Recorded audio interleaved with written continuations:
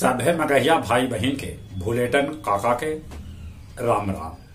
आथिन मगहिया खबर में सुनते देश दुनिया के खबर। आज देश भर में कोविड के तैयारी के लेके अस्पताल में करावल जाए मॉक ड्रिल। 17 नगर निगम समेत 68 नगर निकाय लेल कल हुए चुनाव।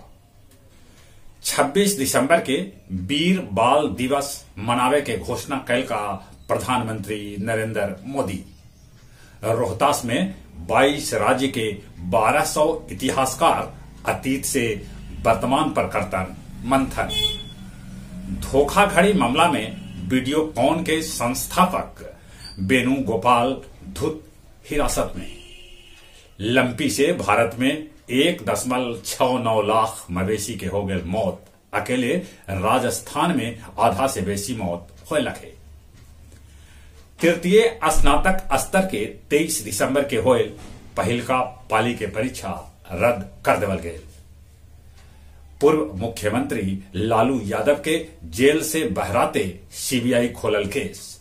उप मुख्यमंत्री तेजस्वी भी इस केस में शामिल।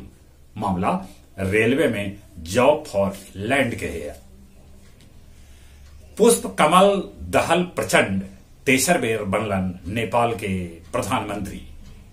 पाकिस्तान में अमेरिकी सभे पर हो सके है आतंकी हमला। चीन ताइवान के तरफ भेजल 71 गो युद्धक विमान और 7 गो युद्धपोत।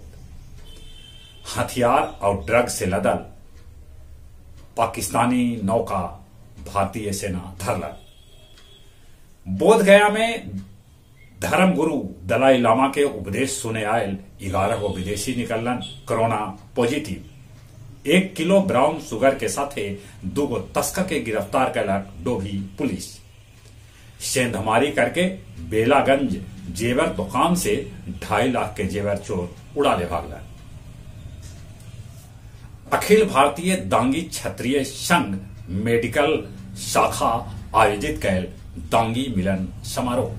और अब कुछ खेल के समाचार। सूर्य कुमार यादव T20 में दुनिया के नंबर 1 बल्लेबाज बनलन। दोसर का टेस्ट में ऑस्ट्रेलिया दक्षिण अफ्रीका के पहला दिन 189 रन पर रोक दिलक। न्यूजीलैंड के खिलाफ पाकिस्तानी कप्तान बाबर आजम जड़लन शतक। सुनील गावस्कर के माय के होयल निधन। अर्जेंटीना के गोलकीपर मार्टिनेज अपन गोड़ में बनवौलन विश्व कप ट्रॉफी के टैटू। मुक्केबाजी में जरीना लवनीना और मंजू राष्ट्रीय चैंपियन घोषित। चलित एक बार फिर से अपने सभी के बुलेटिन काका के राम राम।